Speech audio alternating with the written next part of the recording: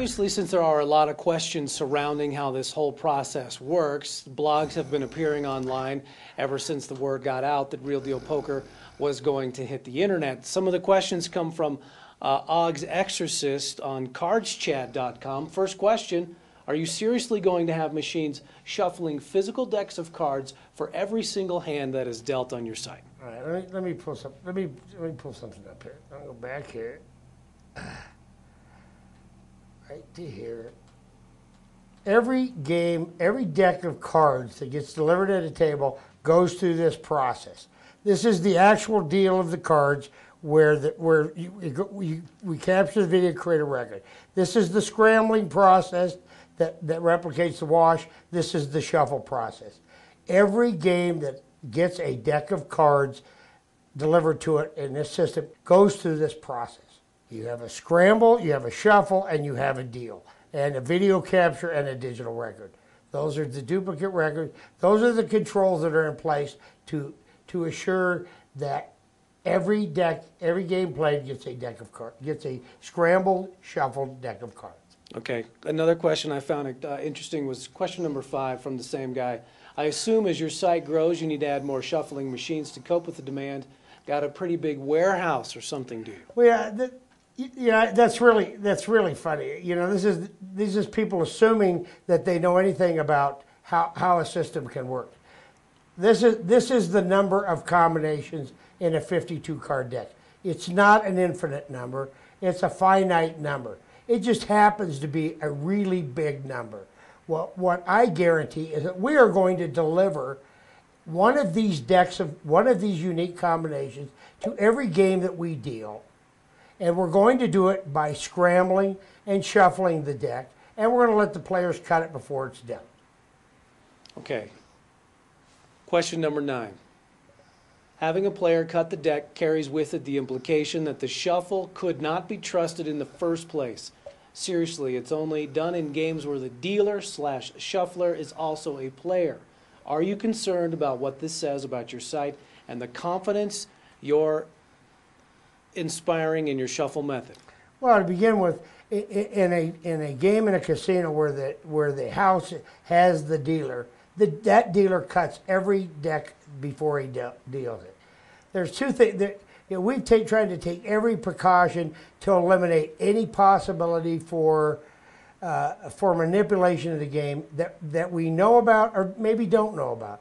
Adding a cut and replicating what a dealer at a table does and putting the players in control of the results of the game seems like a good alternative to not doing anything. A unique deck is sent to the game table. The player with the dealer button must exercise the cut option and then initiation of the gameplay. This provides a reshuffle from that spot to the next game, basically. Now, we saw that when you were playing. Mm-hmm. His question is, again, wants to know about the size of the warehouse to pull this off. It all goes back to the speed of the game. Well, you know, what it is that most people are just capable of linear thinking.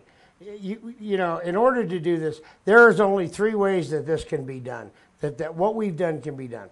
1, you can put a machine at every table. That's one option. That's extremely expensive and cost prohibitive. The other way is you could assort every combination of a 52 card deck as a 2 kilobyte file. The problem with doing that is that the number of terabyte servers that you would need to store this many combinations of 2 kilobyte files would cover the surface of Venus. That's not very practical. This is doing the same thing.